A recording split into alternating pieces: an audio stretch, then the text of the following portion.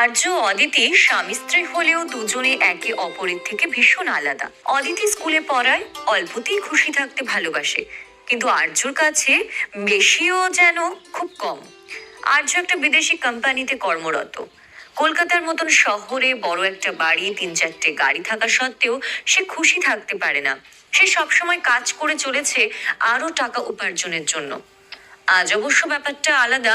আজ সে একটা নতুন ভিডিও গেম খেলায় মেতেছে। এই 12টা তো বেজে গেল, শোবে না? হুম। কি শোবে না? তুমি শুয়ে পড়ো, আমি একটু পরে শুচ্ছি।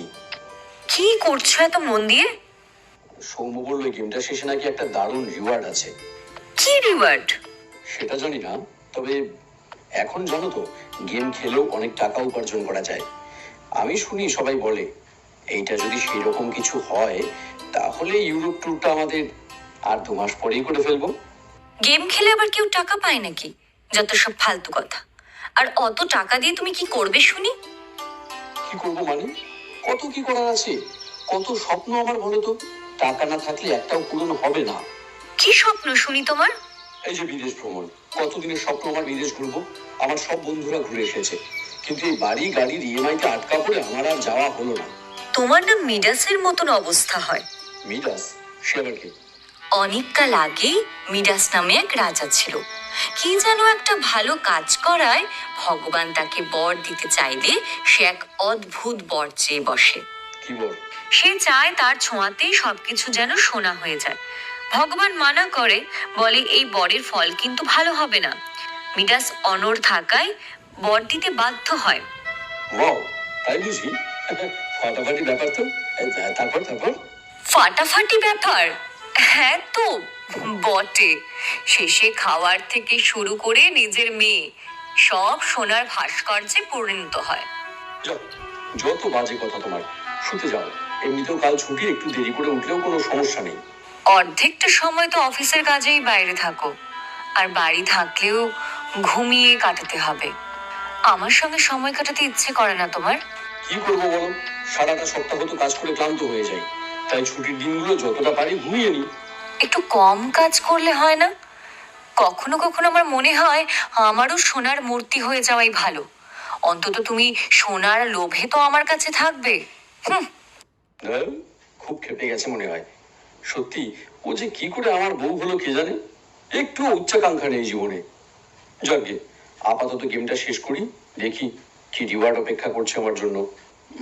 আর একটু খেললেই শেষ ধাপও শেষ হয়ে যাবে।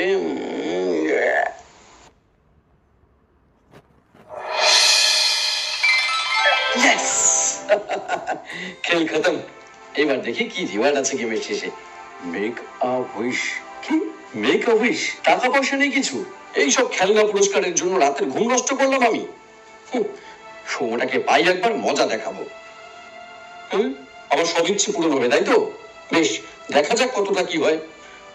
অদিতি যখন কি যেন বললো, মিডাসের বরের কথা না? আমিও মিডাসের মতো যা ছোবো তাই যেন সোনা হয়ে যায়। I want a Midas touch.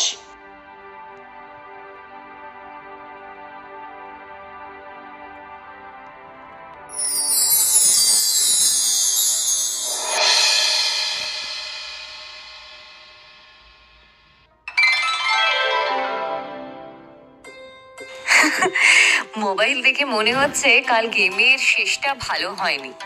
যাকগে, আমি আমি গিয়ে বাবুকে দিয়ে আসি, না হলে আবার সকাল সকাল মেজাজটা খারাপ হয়ে যাবে।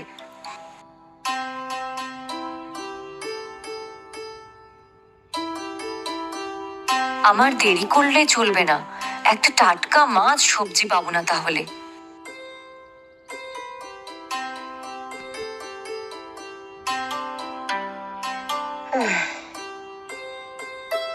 সৌম্য বেটা বড় লোকের ছেলে, সেই পারে এইসব বাজে রসিকতা করতে, কিন্তু আমি ওকে ছাড়বো না। এক্ষুনি ফোন করে দুটো কথা না শোনালে আমার রাগটা পড়বে না। হ্যাঁ, এটা কি?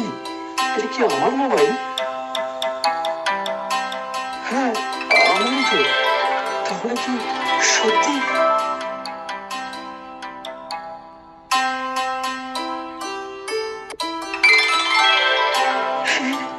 তাহলে কি সত্যি আমার ইচ্ছে পূরণ হলো? God, thank you. সত্যি আর্যর ইচ্ছে পূরণ হয়েছিল এবং সে খুশি হয়ে তাতে আত্মহারা হয়ে আশপাশের সব জিনিস সোনার করে দিচ্ছিল। কিন্তু মিডাসের পুরো গল্পটা সে ভুলে গিয়েছিল, তাই আসন্ন বিপদের কথা তার মনে ছিল না। এই তো শোনা, আমি যা কিছু ছুটছি তাই শোনা হয়ে যাচ্ছে।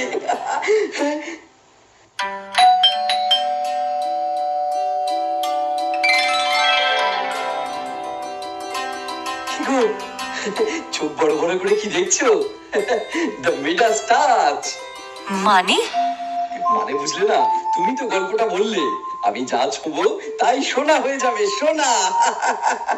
কি? হ্যাঁ, আমার পুরস্কার। গেমটা একদম শেষ অবধি জিতেছি আর তার ফলস্বরূপ এই পুরস্কার। কেন, তুমি খুশি হও? সরে দাঁড়াও।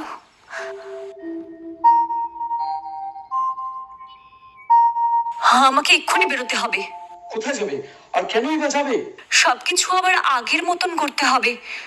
সোম তোমাকে গেমটা দিয়েছিল, সেই পারবে আমাদের ঠিক রাস্তা দেখাতে।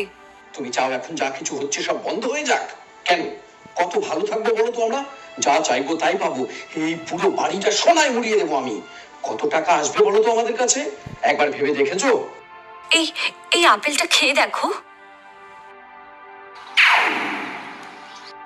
দেখলে তো, তুমি একটা সামান্য আপেলও খেতে পারছো না, বাঁচবে কি করে? তাতে কি হয়েছে? আমি চামচ দিয়ে খাবো। না, চামচ না, সোনার চামচ দিয়ে খাবো। ভাবতে যা লাগছে না? চামচ দিয়ে মাছ মাংস সব খেতে পারবে? সম্ভব সব খাওয়া? ধুর, এই নিয়ে চিন্তা? এটা কোনো ব্যাপারই না। তুমি থাকতে আমার চিন্তা কিসের? তুমি আমাকে খাইয়ে দেবে, তাহলেই হলো। আর আমিও যদি সোনা হয়ে যাই তাহলে কি হবে?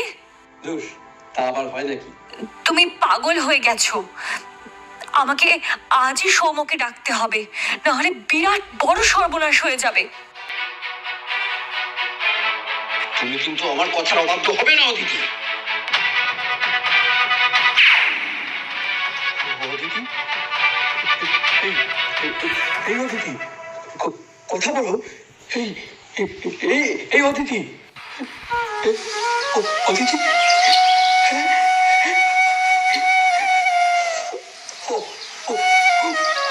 অদিতি।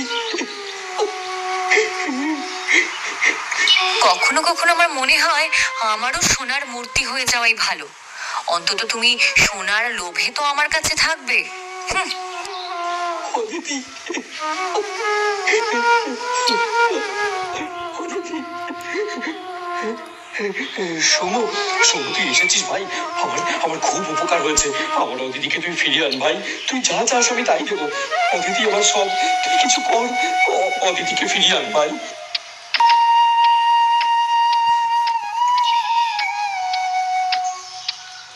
বাহ বাহ, তুই তো কোটিপতি হয়ে গেছিস রে আর্য। তোর তো আর কোনো দুঃখই রইল না। কি বাজে কথা বলছিস তুই?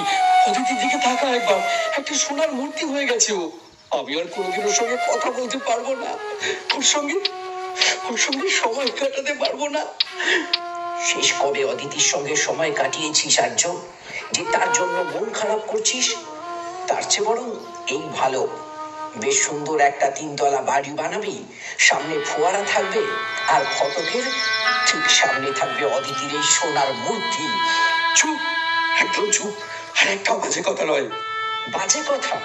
কিন্তু এটাই তো তোর ইচ্ছে, তুই চেয়েছিস, আর এখন তুই মন খারাপ করছিস। আমি চেয়েছিলাম, ছোটবেলা থেকেই আমার খুব খারাপ লাগতো এই মধ্যবিত্ত জীবনটা। মনে হতো তোদের মতো এত দামি দামি গিফট কেন পাই না আমি? কেন আমার বাবা আমাকে জন্মদিনে আমেরিকা বা ইংল্যান্ডে নিয়ে যেত না? ও গড, আমার মা বাবার বিচ্ছেদের পর বাবা আমেরিকায় চলে গিয়েছিল। বছরে একবার কি 2 বছরে একবার বাবার সাথে দেখা হতো। বিদেশ ভ্রমণটা আমার কাছে যে খুব সুখের ছিল না রে আর্য। মানে? মানে আমার ভালো লাগতো না রে বাইরে বিদেশে যেতে। বারবার মনে হতো তোরা কি সুন্দর নিজেদের মা বাবার কাছে আছিস, আর আমি মা কাছে থাকলে বাবাকে পাই না, আর বাবা কাছে থাকলে মাকে। তোর তোর এসব ভালো লাগতো না? আই এম সরি সৌম্য, আমি জানতাম না তুই এতটা একা। ইস, একবার একবার যদি জানতাম তাহলে অদিতিকে এইভাবে হারাতে হতো না। একটা উপায় আছে। কি কি উপায় বল না আমায়। অদিতিকে ফেরত পাওয়ার জন্য আমি সব করতে পারি, সব। এইগুলো কিন্তু কিচ্ছু থাকবে না আর্য। মানে সোনার মোবাইল, সোনার অ্যাপল, সোনার বালিশ, দরজা, কিচ্ছু না, সব চলে যাবে। ভেবে বল, রাজি? তুই পরে আফসোস করবি না তো? না না না না, আফসোস করবো না। তুই শুধু অদিতিকে আমার কাছে এনে দে ভাই। বেশ, তাহলে আমার মোবাইল থেকে গেমটা এবার আমি খেলি, কিন্তু শেষের রিওয়ার্ডটা আমার বদলে তুই চাইবি। রাজি? রাজি। ওকে, ইয়েস। বল, এবার বল কি চাই? এই স্বপ্নটা যেন একটা বাজে স্বপ্ন হয়, আমি যেন অদিতিকে আবার আগের মতো করে পাই। তার মানে আমায় লিখতে হবে মেক ইট আ ড্রিম, তাই তো? যা ভালো বুঝিস ভাই।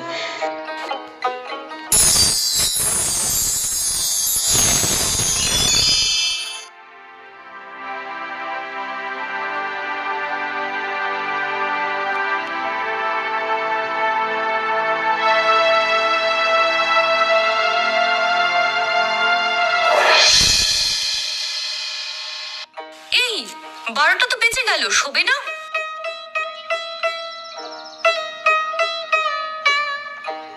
দেখেছো, এইখানেই ঘুমিয়ে পড়েছে। এই আর্য, আর্য, আর্য ওঠো, বিছানায় গিয়ে শোবে চলো। এই আর্য। অদিতি, তুমি? হ্যাঁ আমি। অমন ভাবে তাকানোর কি আছে? তোমাকে কথা বলতে দেখি যে আমার কি ভালো লাগছে না। আমি কি বলবো, আমি খুব বাজে, আমি জানি, কিন্তু আমি কথা দিচ্ছি আমি আমি নিজেকে শুধরে নেব। মানে? তোমাকে বুঝতে হবে না অত কিছু, শুধু এইটুকু বলো, তুমি এক সপ্তাহের ছুটি পাবে তো স্কুল থেকে? হ্যাঁ তা পাবো, কিন্তু কেন ছুটি নিতে হবে সেটা তো বলো। না, ভাবছিলাম তোমাকে নিয়ে একবার ফুল সিলিংটা একটু ঘুরে আসবো। সেই কবে ছোট থাকতে গিয়েছিলাম মা বাবার সঙ্গে, কিন্তু তারপর আর যাওয়া হয়নি। সত্যি আমরা ঘুরতে যাব? আমার যে কি মজা লাগছে না, কি বলবো। কিন্তু তুমি ছুটি পাবে? আমার অনেক ছুটি জমে আছে, প্রতি বছর ছুটি বিক্রি করি, এই বছর ছুটিটা নেব। তোমাকে আমি হারিয়ে পেয়েছি অদিতি, আর আমি তোমাকে হারাবো না। আজ আমার সবচেয়ে আনন্দের দিন আর্য। আমারও, কিন্তু ফুল সিলিং যেতে তো সময় আছে। এখন বরং আমরা তাড়াতাড়ি শুয়ে পড়ি, কাল সকালে তোমার আর আমার অনেক কাজ আছে। কি কাজ? কাল সারাটা দিন তুমি আর আমি একসঙ্গে কাটাবো। বাইরে খাবো, ভিক্টোরিয়া মেমোরিয়াল, নন্দন, সব জায়গায় ঘুরবো, সিনেমা দেখবো, শপিং করবো, পুরো দিন তোমার সঙ্গেই কাটাবো। আর হ্যাঁ, মাঝে একবার একটু সৌম্যর বাড়িতে ঘুরে আসবো। সেটা বড্ড একা, জানো তো। তোমার কি হয়েছে বলো তো? আজ তোমাকে একদম অন্যরকম লাগছে। তোমার মনে আজ সৌম্যর প্রতি একটু হিংসা নেই? এটা আমি ভাবতেই পারছি না। যাই, শুয়ে পড়ি, কাল সত্যি অনেক কাজ আছে। হ্যাঁ চলো।